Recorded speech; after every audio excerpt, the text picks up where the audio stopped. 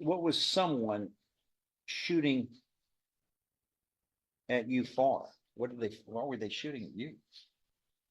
What provoked this? You reloaded 3 times. Who in particular were you shooting at? I'm saying. Who is it? I don't Who know is where- it? Who? Looks like he's going to be disposing of both cases, correct? Yes, sir, that's correct. All right, we have 2 cases called now, 24 CR 303 and 0304. Each of them similarly allege that on or about January 11th, 2024 in Jefferson County, Texas, you committed the 3rd-degree felonies of 51 rounds fired, 3 reloads, and now a Texas courtroom is trying to figure out whether this was self-defense or pure recklessness. What starts as a plea deal for deferred probation quickly spirals into tension, attitude clashes, and a judge who is clearly losing patience by the second. Watch closely, because this hearing takes a dramatic turn when the defendant begins questioning the very deal that could keep him out of prison. And trust me, once the judge starts breaking down exactly what those bullets could have caused, the entire mood in this courtroom changes. Was this fear-driven survival, or a dangerous lack of accountability? Let's get into it. It says deadly conduct, discharging a firearm at or in the direction of others, namely a vehicle. All right, you are Mr. Bennett? Correct. Okay. And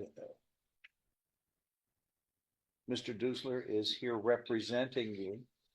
And do we need a formal reading of these indictments or summary as the court just gave? Is that sufficient? Summary, this is sufficient.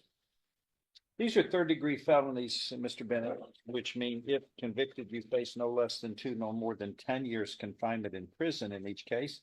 And you can also be fined up to $10,000. You understand the punishment range applicable in each of these cases. Correct.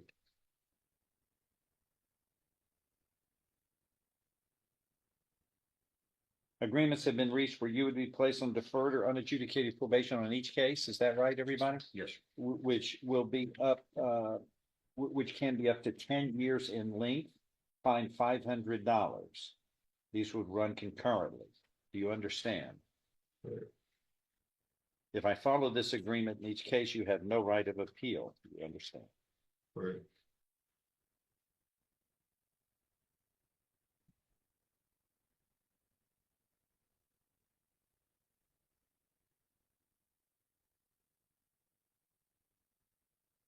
How do you plead in each of these cases? Guilty or not guilty? That you. Yes. How do you plead in each case? Guilty. Guilty or not guilty? I'm sorry, guilty? Correct. Are you pleading guilty in each case voluntarily on your own free will and because you are guilty? I guess so, yeah. I'm sorry. I guess so. Yes, you are. Correct. Yes.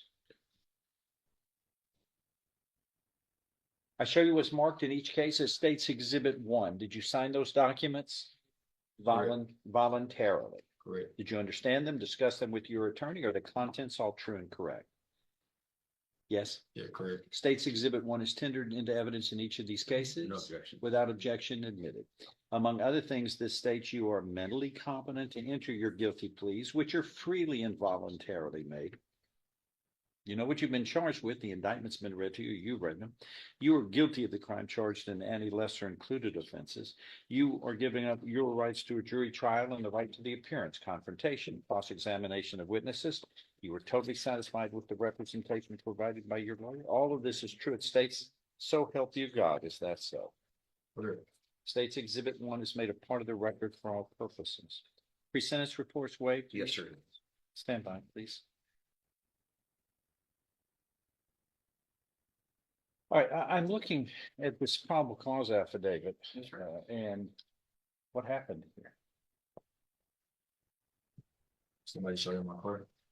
So you quite naturally then fired 51 rounds at other people. I was actually. You didn't even know who you were shooting at, did you? Yes, I did. Well, that's I not see what some- these people say. I These seen them. people, I seen him run towards my car, and I discharged my firearm. That's it. At That's all I what? just- Let's see. You,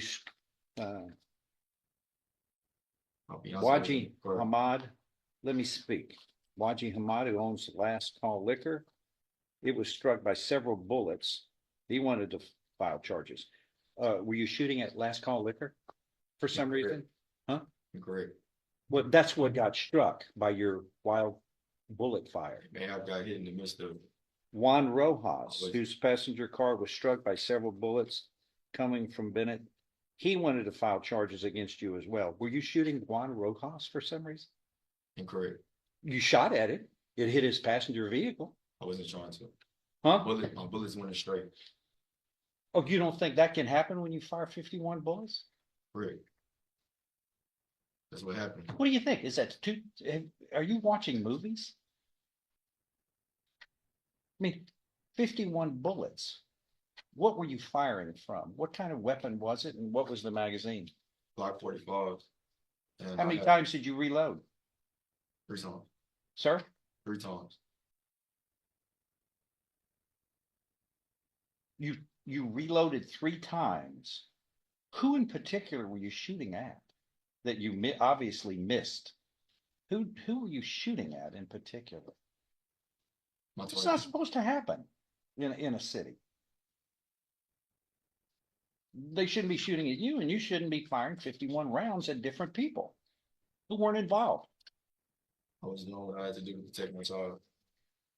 If you was in that situation, you would have done the same thing. Oh my God! I'm sorry, sir. You're incorrect. I would be responsible in what I'm shooting at. Correct. If you would have killed anybody, you'd have been charged with murder. Correct.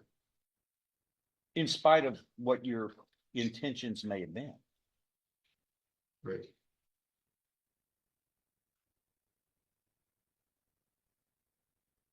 Okay. What was someone shooting at you for? Why were they shooting at you? What provoked this? You have no clue? For no reason? Is that what you're telling me? For no reason, somebody just started shooting at you unprovoked? I know it can happen, but that's not what normally happens in this courtroom. Can you go ask them? I'm sorry? You can go ask them. Are you being a smart aleck to me? No, I'm saying. Who is it? I don't Who know is where- it? Who is it? Who is that person you want me to go ask? What's their name? So why would you say something like that to me? Go ask them. That's just being a smart aleck.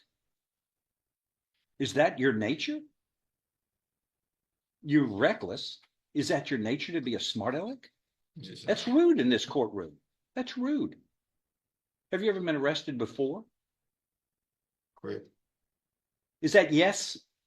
Correct. I'm asking you a question. I'm not making a statement. Or have you been arrested before? Correct. How many times? One time. For what? This. This, I'm not talking about this event. No. For shooting at another time? No. Uh, Correct. s- Do you want to go out there and sit in the cell for a little while? What were you arrested for is my question. Why am I having to pull this out like Yeah, I'm a no, dentist that's- pulling your that's- teeth out? Do you have any other No, arrests besides no. this? That's what I'm asking you. You've never been arrested before other than this, My right? first offense. I'm not understanding why I'm getting 10 years probation. Huh? This is my first offense, so I'm not understanding why I got 10 years probation. That's all I'm saying. You're not going to get 10 years deferred probation with me. We're setting this for trial. We'll let a jury decide your fate. That's what happens. When you're indecisive, these are all situations when you plead guilty, you have to convince me that that's what you want to do. Mr. Dusler, we're setting this for trial. Do you want him to represent you at trial? Are you the public defender on this? Yes. You don't even have a job? Correct. I wound up breaking my leg. I broke my fibula in my 2 years. When? Like 3 months ago. Okay, before that, what did you do for work? landscape. How much did you make for landscaping? How long were you a landscaper? 7 months. Before that, what did you do I was working at Sun, at Sonic? checkers and stuff like that. Just really fast food. I wasn't really working too much. I was trying to get into the plant, but you know, that's a hit or miss. Well, you won't get in with this over your head. We're gonna set this for trial and we'll let a jury decide. By the way, juries cannot give deferred or unadjudicated probation. If it's probation, you're convicted for the rest of your life for a felony, if they give you probation. And you're looking at up to 10 years on each case, but it would be for a jury. Jury can't give you deferred or unadjudicated probation. You can only get this from the court. And I'm not accepting his pleas in the manner he has presented to me. So We're gonna go to trial. Mr. Dusler can continue to represent you. He's a fine lawyer. Is that what you want to do? Or we can replace him and get somebody on the trial docket wheel? If you wanted to get resolved quicker, you can replace me.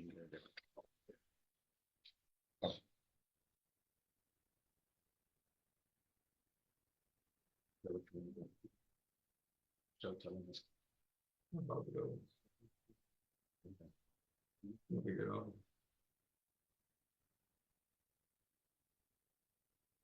Mr. Bennett, you and I have gone over this at length, and while you feel that 10 years is a long time to be on probation, you understand that the court was going to cut you a break by giving you deferred adjudication. Also, I can shorten it by a third, but for people who do, Exactly. which I do every day. Since you've never been on But probation, that's not going to be applicable in this case. since you've never been on probation before, the district attorney and the court were going to cut you a break and offer you deferred adjudication. You may not like the length of the term of probation, but that's generally what the judge. It's in the place to sell it. Yeah, I mean, it should have been done a long time ago before we come up here. It was. And that's, so do you want to keep him for trial or not? Yes or no? You want to replace me and let him get a different lawyer, you can get it to court quickly. It's your option. He's a good lawyer. There is no answer. You will, under the rules, you will be representing and we'll set these for trial.